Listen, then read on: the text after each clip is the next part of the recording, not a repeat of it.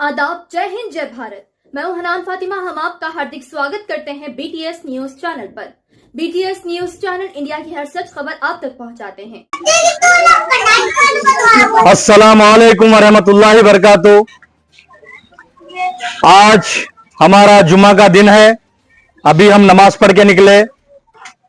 हम सारे शहर हैदराबाद के मुसलमान और सारे तेलंगाना के मुसलमान आज हम बहुत ही नाराज हैं और हम नमाज में अल्लाह से दुआ करें और हम साथ ही बदुआ भी करें। दुआ इस बात की करें कि अल्लाह हमारे साथ खैर का मामला करे।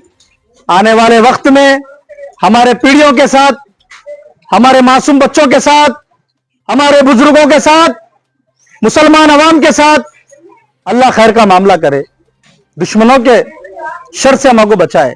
और बदुआ इसलिए करे, उन लोगों के लिए बदुआ करे जो मुसलमान के खिलाफ बहुत बड़ी साजिश चल रहे, जो बहुत बड़ा प्लान कर रहे, बहुत जो उनके साथ जो हमारे मुनाफिक है उनके लिए भी हम बदुआ करें जो उनका साथ दे रहे। तो आपको समझ में आ गई होंगी कि मैं बात किस मुद्दे पर कर रहा हूं। मैं बात कर रहा हूं वक्फ जायदाद की, वक्फ बिल की। शायद तुम भूल गए, तुम प्लान यहां कर रहे, लेकिन सबका प्लान करने वाला ऊपर बैठा है रब्बुल आलमीन। तुम्हारा प्लान 4 दिन का है, लेकिन ऊपर वाले का प्लान दुनिया और आखिरत का है, जो लामहदूद जिंदगी आखिरत में। क्या जवाब दोगे अल्लाह को? उन मुनाफिकों से मैं कहना चाह रहा हूं, आज वक्त बिल रात में 1:30-2 बजे पास हो गया पार्लियामेंट में। आने वाले वक्त में आप हमारे मस्जिदों को, हमारे खानखाहों को, हमारे कब्रिस्तानों के ऊपर राज करके क्या साबित करना चाहते हैं? सुन लो मुसलमानों, सुन लो नौजवानों, सुन लो सारे हिंदुस्तान के मुसलमानों को मैं एक पैगाम दे रहा हूं। खास करके शहर हैदराबाद के नौजवानों को मैं एक पैगाम देना चाह रहा हूं यहां से। आज मैं दावे के साथ कहता हूं, ये मोहम्मद यासीन एक चैलेंज के साथ कह रहा है, आने वाले 5 साल में याद रख लो, जिस तरह से आपको कम्युनिटी हॉल, जिस तरह से आपको फंक्शन हॉल, जिस तरह से गवर्नमेंट के अंडर में जो चीज आती है, उसको जिस प्रोसेस से आप उसको बुक करते हैं फंक्शन करने के लिए, उसी तरह से आपके उलमा इकराम को, अल्लाह वालों को, जब आप दीन का बयान करने के लिए, दीन का बढ़ावा करने के लिए, जब आप लैलतुल कदर, शब बारात मनाने के लिए जिस तरह से आप मस्जिद में मशवरा करके काम करते हैं, जब ये जैसा ये बिल पास हो गया, आने वाले वक्त में आपको गवर्नमेंट से परमिशन लेके बयान करना पड़ेगा। मिसाल के तौर पे मैं दे रहा हूं आपको, ये मुजम्मिल साहब है, मौलाना साद साहब है, और भी अल्लाह वाले हैं, हमारे पास मौलाना इसाक साहब है, हमारे रसूलपुरे में खास करके बयान करने आते हैं। तो हम मस्जिद में की कमेटी मशवरा करती है और बयान तय करती है। आने वाले वक्त में जब गवर्नमेंट अंडर में रह लेंगे तो आपको पहले गवर्नमेंट से परमिशन लेना पड़ेगा कि कितने आदमी है, कौन सी मस्जिद है, कौन से मौलाना का बयान है। कोई मौलाना विदाउट परमिशन के बयान नहीं कर सकते, और हमारी तादाद में 1000, 2000, 3000 आदमी भी रह सकते हैं, लेकिन गवर्नमेंट बोलेगी नहीं, 400-500 आदमी रहेंगे आपके बयान में। आपके ताकराते हैं रमजान में, ठीक है मनाओ, लेकिन 12 बजे मस्जिद को ताला डालो। यह हमारे डर सता रहा। जमीन लेना है ले लो, उसका जवाब अल्लाह को दे दो।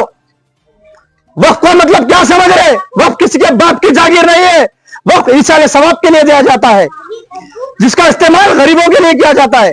लेकिन यहां पे सबसे बड़ी कमजोरी, सबसे बड़ी गलती हमारे कायदीन की भी है, क्योंकि उसको सही इस्तेमाल नहीं करे। अगर इस्तेमाल करते तो आज हमारे नौजवान बच्चे घरों में बैठे हुए नहीं रहते थे शादी के लिए। आज हमारे माँ बहना, हमारे नौजवान बच्चे बुर्खा पहन के मस्जिद के सामने भीख नहीं मांगते थे, वो भी अच्छा एजुकेशन देते थे।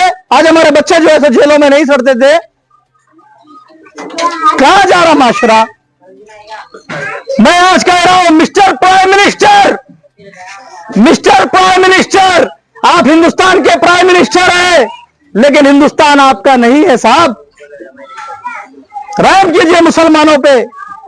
कब तक सियासत के नाम पे बांटोगे काटोगे हमें? मुसलमानों को मैं जगाना चाहता हूं, अगर अपने हक के लिए आवाज नहीं उठाएंगे तो आगे चल के आप अपनी मर्जी से मस्जिद में नमाज भी नहीं पढ़ेंगे, ना आजाद दे सकेंगे। मैं सारे उलमा इकराम को भी यहां से गुजारिश कर रहा हूं, सारे अल्लाह वालों को, सारे मुसलमानों को, अरे फिरकों के लिए तो ऐसे बयान ना करते, इन्हें वो फिरके का, इन्हें वो मस्जिद में चले गया, इन्हें अला, इन्हें फला। आज हमारी मस्जिदें छीने जाने की कोशिश चल रही है, हमसे हमारा हक छीना जा रहा है। ताकरातों का मतलब क्या है?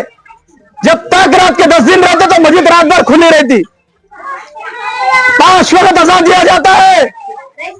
लेकिन आने वाले वक्त में बिल पास हो गया, इसके पीछे की साजिश को समझिए, इसके पीछे के प्लान को समझिए।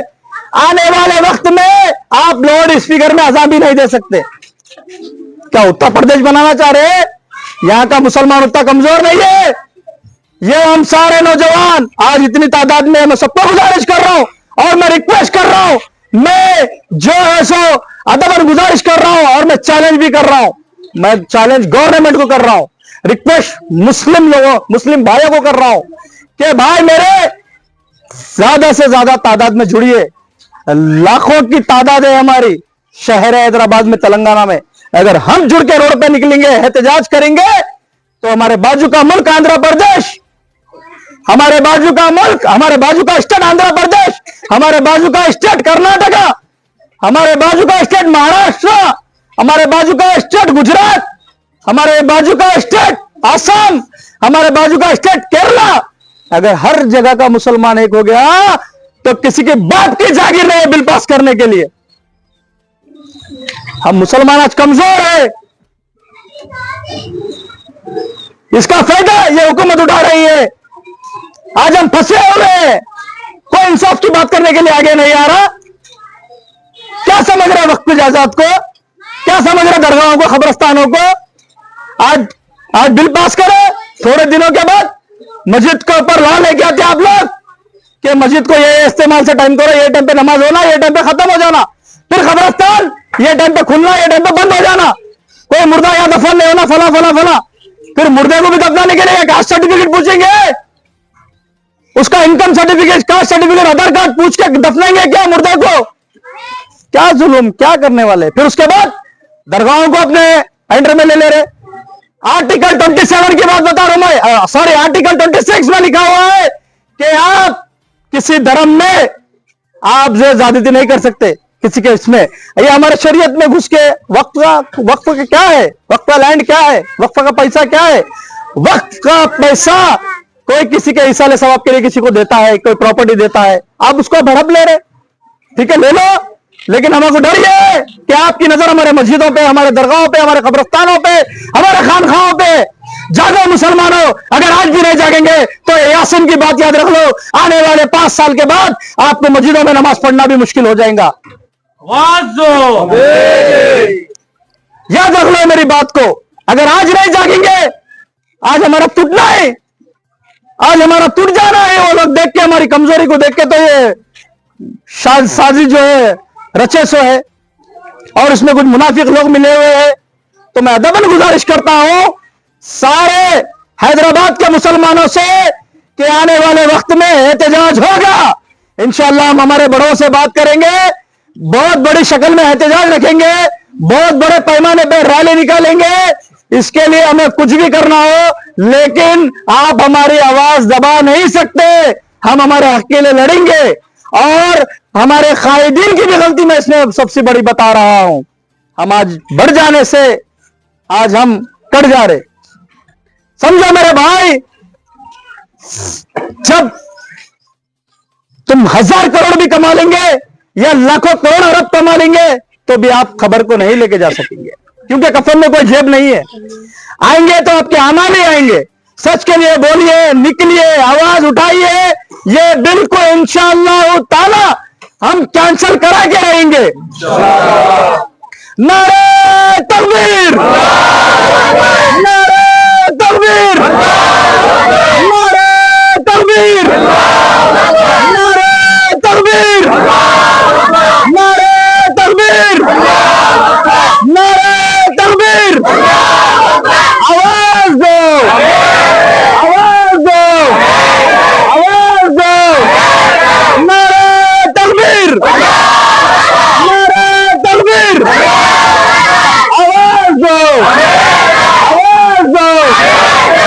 खुदा हाफिज। नारे तकबीर, नारे तकबीर, नारे तकबीर, नारे तकबीर, नारे तकबीर, नारे तकबीर। आवाज दो, आवाज दो, आवाज दो। नारे तकबीर, नारे तकबीर। आवाज दो, आवाज दो। खुदा हाफिज।